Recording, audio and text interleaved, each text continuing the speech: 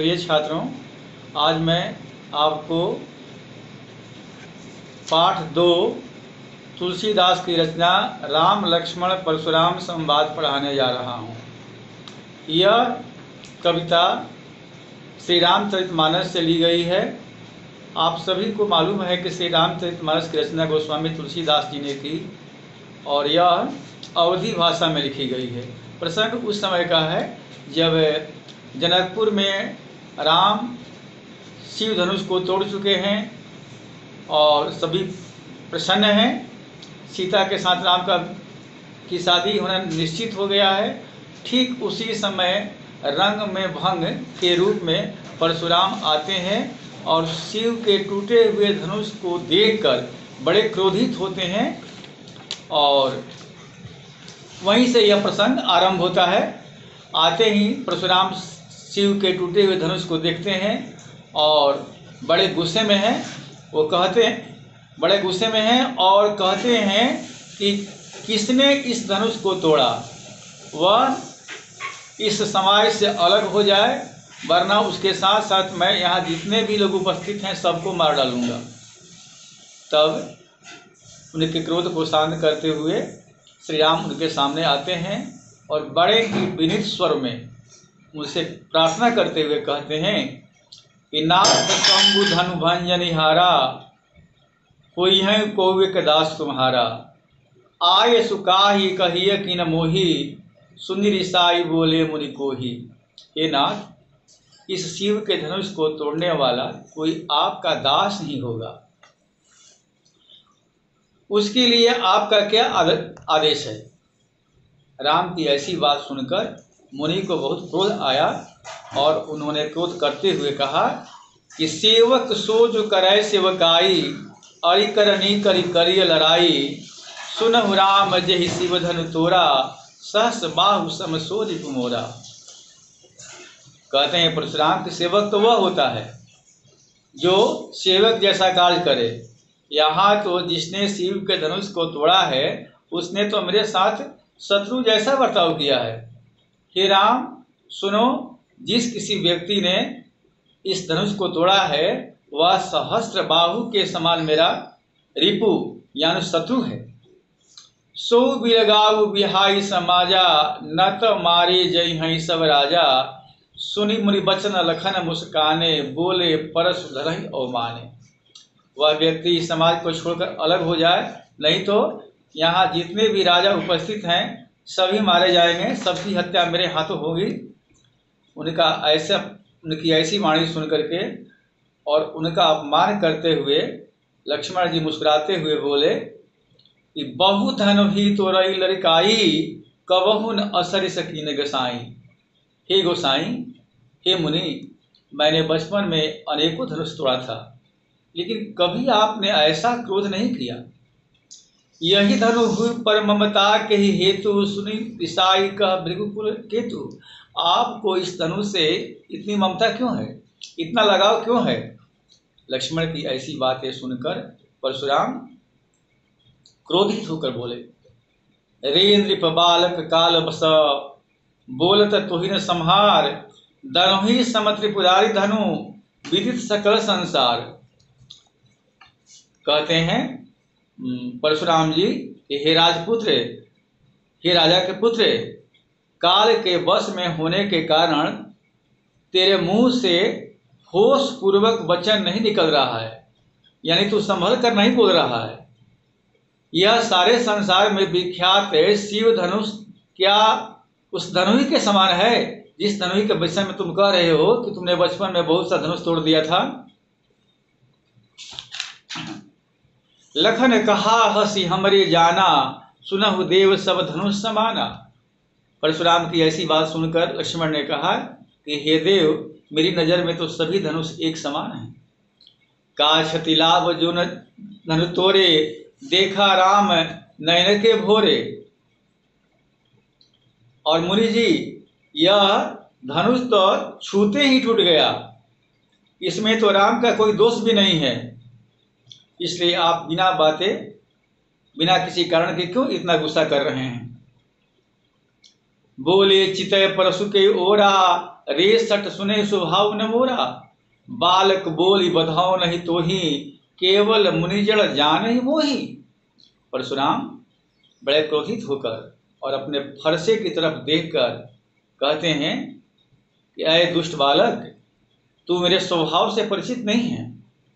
मैं तुम्हें बालक समझकर छोड़ रहा हूं, बालक समझकर मैं तुम्हारा वध नहीं कर रहा हूं, और तू मुझे केवल निरा एक मुनि समझता है। तुमको मेरे बारे में पता नहीं है। बाल बाल ब्रह्मचारी अति कोही, विश्व विदित क्षत्रिय कुलद्रोही। मैं बाल ब्रह्मचारी हूं, बड़ा क्रोधी हूं, और पूरे संसार में यह बात विदित है, संसार के सभी लोग जानते हैं कि मैं क्षत्रियों का सबसे बड़ा शत्रु हूं। भुज बल भूमि भूप बिनु किन्हे, विपुल बार महिदेव न दिन्ही। मैंने अपनी भुजाओं के बल से अनेकों बार इस धरती को भूप विहीन कर दिया, क्षत्रिय विहीन कर दिया, और इस धरती को दान स्वरूप ब्राह्मणों को दे दिया। सहस बाहु भुज छेद निहारा, परसु बिलोक महीप कुमारा। मैंने अपनी भुजाओं के बल पर अनेक बार पृथ्वी को सारे राजाओं से रहित कर रखा है, अर्थात मैं धरती को सारे राजाओं का वध कर चुका हूं और पृथ्वी को जीतकर ब्राह्मणों को दान कर चुका हूं। और राजकुमार लक्ष्मण मेरे फरसे की ओर देख, मैंने इससे सहस्त्र बाहु के भुजाओं को काट डाला था। मातु पितई जनि सोच बस, करसी महिष किशोर, गर्भन के अर्भक दलना, परसु मोर अति घोर। अरे राजा के बालक लक्ष्मण, तो मुझसे भीड़ कर अपने माता पिता की चिंता में मत डाल, अपनी मौत न बुला। मेरा फरसा बहुत भयंकर है, यह गर्भों में पल रहे बच्चों को विनाश कर डालता है। बिहसी लखन बोले मृदुबानी। परशुराम की ऐसी बातों का जवाब देते हुए हंसकर लक्ष्मण ने कहा, अहो मुनीष महाभट मानी। अरे मुनीष ऋषि, आप तो बहुत बड़े बहादुर हैं। पुनि पुनि मोहि देखाव कुठारू, आप बार बार मुझे अपना फरसा दिखा रहे हैं। शहत उड़ाव न फूंक पहाड़ू, आपके व्यवहार को देखकर ऐसा लगता है जैसे आप फूंक कर पहाड़ को उड़ा देना चाहते हो। यहाँ कुम्हड़ी बतिया को नाही, जे तरजनी देखी मर जाही। यहाँ कोई कुम्हड़े का बतिया, मतलब कुम्हड़ा जो है ना, जब बहुत छोटा होता है तो ऐसे उंगली दिखाने पर मर जाता है। तो कुम्हड़े से तुलना करते हुए कहते हैं लक्ष्मण जी, हम कुम्हड़े के बतिया नहीं है, कुम्हड़े के छोटा फल नहीं है जो आपकी तर्जनी इस उंगली को दिखाने से हम मर जाएंगे। देख कुठार सरासन बाना, मैं कछु कहा सहित अभिमाना। मैंने आपको धनुष बाण धारण किए हुए फरसे सहित देख करके यदि मैंने अभिमान बस कुछ कहा है, भृगुसुत समुझ जनेऊ बिलोकी, जो कछु कहिए सही श्रोकी। भृगुसुत समुझ जनेऊ बिलोकी, आप भृगु ऋषि के पुत्र हैं, आप जनेऊ पहने हुए हैं, ऐसा रूप देखकर जो कछु कहु सहो रिस रोकी। आप जो कुछ कह रहे हैं मैं अपना क्रोध को रोक करके उसे सहन कर रहा हूँ। सुर महिसुर हरिजन अरुगाई, देवता पर, ब्राह्मणों पर, भगवान के भक्तों पर और गाय पर हमारे कुल इल पर न सुराई। हमारे कुल के लोग, हमारे खानदान के लोग इल पर अपनी वीरता नहीं दिखाते हैं। बधे पाप अपकीरति हारे, मारत हूँ पाप परिय तुम्हारे। बधे पाप अपकीरति हारे, और आपकी हत्या यदि कर दें हम तो हमारी अपकीर्ति होगी, हार जाएं तो भी अपकीर्ति होगी। अब मारत हूँ पाप परिय तुम्हारे, और यदि आप हमें मारें तो भी हम आपके पांव पर गिरते हैं ब्राह्मण का सम्मान करते हुए। कोटि कुलिस सम वचन तुम्हारा। अरे आपके वचन इतने कठोर हैं, ये तो करोड़ों वज्र के समान हैं। व्यर्थ धरहूं धनुबान कुठारा। जब आपके वचन, आपकी वाणी इतने कठोर है तो आप व्यर्थ ही धनुष बाण धारण किए हुए। जो बिलो की अनुचित कहूं क्षमो महामुनि धीर, सुनील सरोस भृगवंश मणि बोले गिरा गंभीर। यदि मैंने आपको कोई अनुचित बात कह दी हो तो हे महामुनि, आप धैर्य धारण किए और लक्ष्मण की ऐसी बातें सुनकर मुनि को फिर क्रोध आ गया और उन्होंने बड़ी ही गंभीर बात कही, बड़ी ही गंभीर वाणी कही। कौसुक सुनहु मन देहु बालक, कुटिल काल बस निज कुल घालकु, भानुवंश राकेश कलंकु, निपट निरंकुश अबुध असंकु। कौशिक यह संबोधन विश्वामित्र के लिए है। परशुराम विश्वामित्र को संबोधित करते हुए कहते हैं कि हे विश्वामित्र, यह बालक बड़ा ही मंद है, बुद्धिहीन है, यह कुटिल दुष्ट है, काल के बस हो गया है, यह अपने खानदान का घालक है, नष्ट करने वाला है, यह सूर्य वंश में कलंकित चंद्रमा के समान है, यह बड़ा ही निरंकुश है, उदंड है, मूर्ख है और बड़ा ही निडर है। काल कवल होई हई छन माही, कहूँ पुकारी खोरी मोहि नाही, तुम हटकहूँ जो चहूँ उबारा, कही प्रताप बल रोष हमारा। यह काल कवल होई हई छन माही, एक क्षण में काल कवलित हो जाएगा, यानी मैं इसको तुरंत ही मार डालूंगा। कहूँ पुकारी खोरी मोहि नाही, मैं यह बात पहले ही सबको बता रहा हूँ, बाद में कोई मुझे दोष मत देना।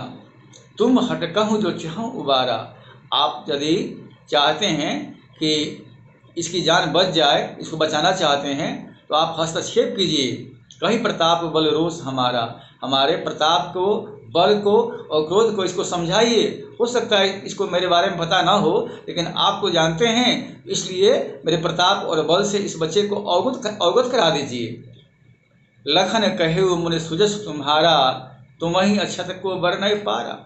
लक्ष्मण जी कहते हैं कि हे मुनि, आपका जो सुंदर यश है वह आपसे बढ़िया, आपसे अच्छा उसका वर्णन कौन कर सकता है। अपने मुँह तुम आपने करनी, बार अनेक भांति बहुभरनी। आपने तो अपनी प्रशंसा अपनी करनी, अपने मुंह से अनेकों बार वर्णन कर दिया। नहीं संतोष पुनि कछु कहु, जनि सरोग दुस्सह दुख सहु। इतना कुछ कहने के बाद भी अब तक यदि आपको संतोष नहीं हुआ, आपका मन नहीं भरा, तो आप अपने क्रोध को मत दबाइए, जो कुछ कहना है उसे कह डालिए। वीर व्रति तुम धीर अशोभा, गारी देत न पाओ शोभा। आप वीर व्रति हैं, यानी वीरता के मार्ग पर चलने वाले हैं, अक्रोधी हैं, गाली आपको शोभा नहीं देती है, क्योंकि आप शूरवीर हैं। सुर समर करनी करही, कहीं न जनावा हूँ आप जो अपनी वीरता का वर्णन कर रहे हैं, तो जो वास्तव में सुर होते हैं, वीर होते हैं, वे अपनी वीरता युद्ध भूमि में दिखाते हैं। कहीं न जनावा हूँ आप, वे अपने को जनाते नहीं हैं, अपना गुणगान नहीं करते हैं। विद्यमान रण पाय रिपु, कायर कथई प्रताप। अपने सामने शत्रु को पाकर कायर जो है बड़ी बड़ी बातें करते हैं। शत्रु जब सामने आ गया तो उसके साथ युद्ध करना है, लड़ना है, तो मैं आपका शत्रु हूं और आप लंबे लंबे बात कर रहे हैं, आप मेरी हत्या कर दीजिए। तुम तो काल हाँक जनु लावा। आपके व्यवहार को देखकर ऐसा लगता है जैसे आप हाँक कर बुला करके काल को लाए हैं। बार बार मोहिलाग बुलावा, और मेरे लिए ही आप काल को बुला कर लाए हैं। सुनत लखन के वचन कठोरा, परस सुधारी धरेउ घर होरा। तो परशुराम लक्ष्मण की ऐसी बात सुनकर अपने भयंकर परसे को सुधार कर सीधा कर लिए। वे बोले, अब लोग इस बालक के वध के लिए अवजन दे दोष मही लोगु, कटुबादी बालक वध जोगु। अब कोई मुझे दोष नहीं देगा, कोई मुझे दोष न देना, क्योंकि कटुवादी, कठोर बोलने वाला यह बालक मारने का योग्य है, वध करने लायक ही है, इसकी हत्या कर ही देनी चाहिए। बाल बिलो की बहुत मैं बाँचा। इसको बच्चा समझकर, छोटा समझकर, बालक समझकर मैंने बहुत परहेज किया। अब यह मर रिहारी भाषा, लेकिन यह लगता है कि अब इसकी काल आ गई है, ये मरने वाला है। कौशिक कहा क्षमी अपराध हो। उनके क्रोध को देखकर और लक्ष्मण के प्रति ऐसा व्यवहार देख करके विश्वामित्र ने कहा कि हे मुनि, बालक के अपराध को क्षमा कर दीजिए। बाल दोष गुण गणहीन साधु, क्योंकि जो सज्जन होते हैं वे बच्चे के दोष की गणना नहीं करते, यानी बच्चे के दोष को नहीं देखते, उस पर ध्यान ही नहीं देते हैं। कर कुठार मैं अक्रूर कोहू, आगे अपराध ही गुरुद्रोहू, उत्तर देती छोड़ो बिनु मारे, केवल कौशिक शील तुम्हारे। इस पर परशुराम कहते हैं कि मैंने व्यर्थ में ही यह कुठार, यह फरसा धारण किया और व्यर्थ ही मैं इतना क्रोध कर रहा हूँ, और मेरे आगे मेरा अपराधी, मेरे गुरु का द्रोही, जिसने मेरे गुरु के धनुष को तोड़ डाला, यह अपराधी मेरे सामने खड़ा है और अब तक मैंने इसका वध नहीं किया।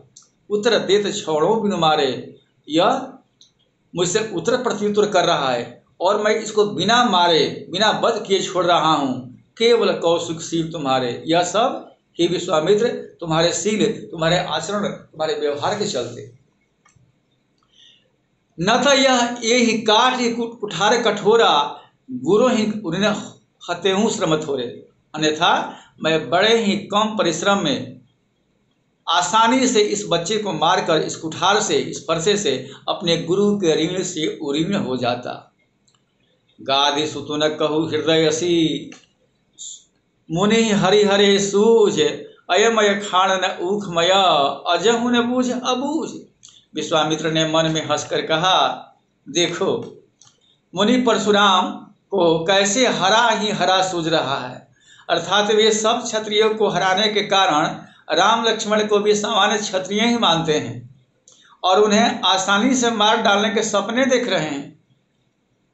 वे यह नहीं जानते कि उनके सामने गन्ने के रस से बनी खाण नहीं, बल्कि लोहे का बना हुआ तेज खाण तलवार है। अर्थात राम लक्ष्मण सामान्य वीर न होकर बहुत पराक्रमी योद्धा हैं। मुनि जी अज्ञानियों की तरह इनके प्रभाव को समझ नहीं पा रहे हैं, ऐसा विश्वामित्र मन ही मन सोच रहे हैं।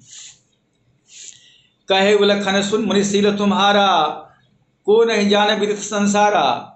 उनकी ऐसी बातें सुनकर लक्ष्मण जी ने कहा कि हे मुनि, आपके शील के, आपके आचरण को संसार में कौन नहीं जानता है। मात पिता ही उऋण भयनी के, आप तो माता पिता के ऋण से उऋण हो चुके हैं। गुरु ऋण रहा सोचु बड़ जी के, और आपके गुरु का ऋण शेष बचा है, उसे उतारने की चिंता आपके मन में है। सो जनु हमरे ही माथे काढ़ा, दिन चली गए ब्याज बड़ बाढ़ा। वह शायद आप हमारे माथे करना चाहते हैं, अर्थात मुझे मारकर आप शायद गुरु ऋण को उतारना चाहते हैं। ठीक है, ठीक भी है, बहुत दिन हो गए हैं। अब आनिय व्यवहरिया बोली, तुरंत देव में थैली खोली। और आपका गुरु ऋण बहुत का ब्याज भी बहुत बढ़ गया होगा। चलिए अब किसी हिसाब किताब करने वाले अकाउंटेंट या हिसाब किताब करने वाले व्यक्ति को बुला लीजिए, मैं अपनी थैली खोलकर तुरंत सारी धनराशि चुका दूंगा, आपका जो भी ऋण है उसे मैं चुका दूंगा। सुनि कटु बचन कुठार सुधारा, हाय। सुनि कटु बचन कुठार सुधारा, हाय हाय सब सभा पुकारा। भृगुवर परसु देखावह मोही, विप्र विचारी बचौं नृपद्रोही। लक्ष्मण के मुंह से ये वचन सुनकर परशुराम ने अपना फरसा साध लिया। सारी सभा में हाय हाय की पुकार मच गई। लक्ष्मण ने फिर से कहा, भृगुवर परशुराम जी, आप मुझे अपना फरसा दिखा रहे हैं और मैं आपको ब्राह्मण समझकर बार बार लड़ने से बच रहा हूँ। मिलय